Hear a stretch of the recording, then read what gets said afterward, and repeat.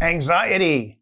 Even the word is enough to stress us out. In fact, anxiety and worry are so widespread that they're practically considered to be universal. In other words, it's not whether or not you suffer from anxiety, but how much and when that's the real issue.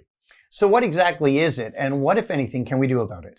In this video, we'd like to discuss two types of anxiety. It's a broad term that we'll use to describe worry and unnecessary fear. And by the way, some anxiety is normal, at least to a degree.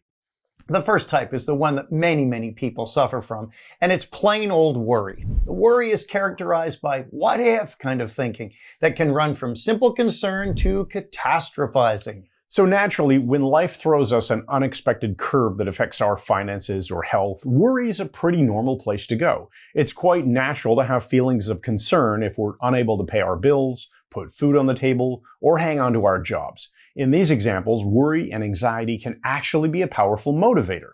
But it's the unnecessary worry that needs to be dealt with.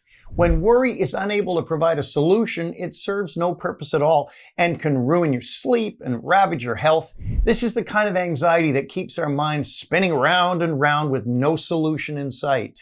The term for this is rumination or overthinking. It's a seemingly endless hashing and rehashing of the same old stuff, as though overanalysis can somehow create something new.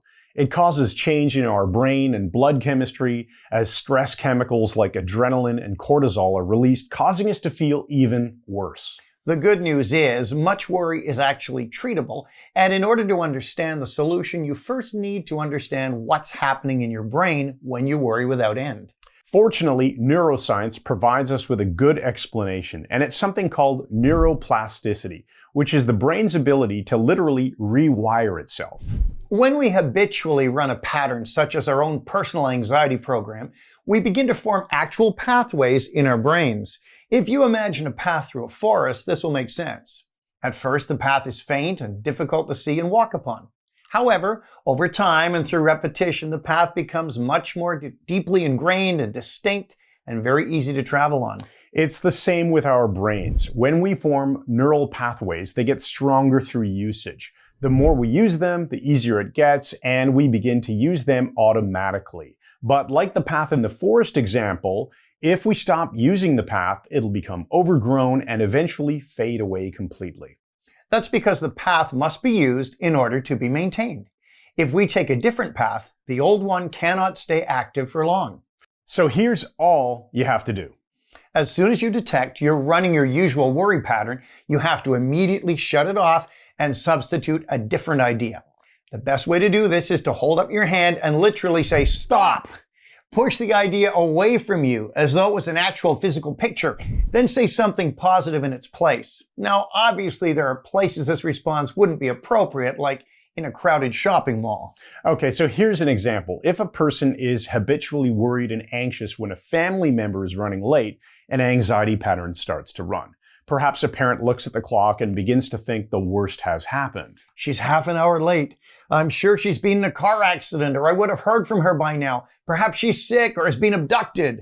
Here, the pattern can be immediately interrupted by saying stop and pushing that imaginary picture away from him and shrinking it down. The parent would then say something positive like, "This is ridiculous. She's a big girl and knows how to stay safe. She'll be home soon." As simplistic as this sounds, simply interrupting the old pattern will start to break up the pathway in the brain. By adding some positive statements and even images, the old path will quickly fade away completely. Again, this is neuroscience. It's how our brain works. This is all very well and good, but there's a second kind of anxiety too. While the first type occurs in a thinking part of the brain called the cerebral cortex, the second type feels worse and resides in the amygdala.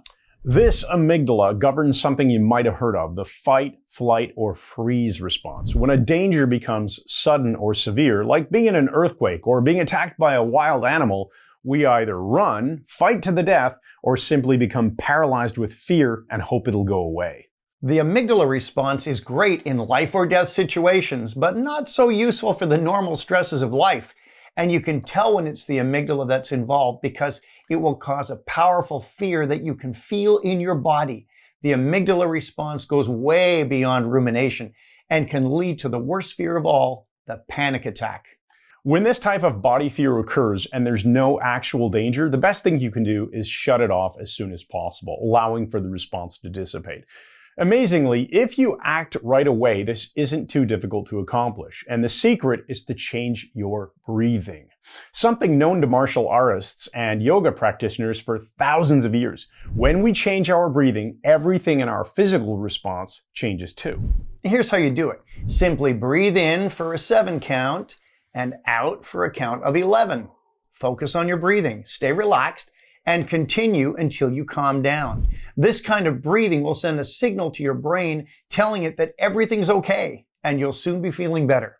So first determine which kind of worry or fear you're experiencing. Then apply the appropriate remedy and remember to do it right away. Acting immediately has the most powerful effect. It helps you take control before the worry or fear gets too big and hard to handle. It's much easier to destroy a nasty monster before it grows too big.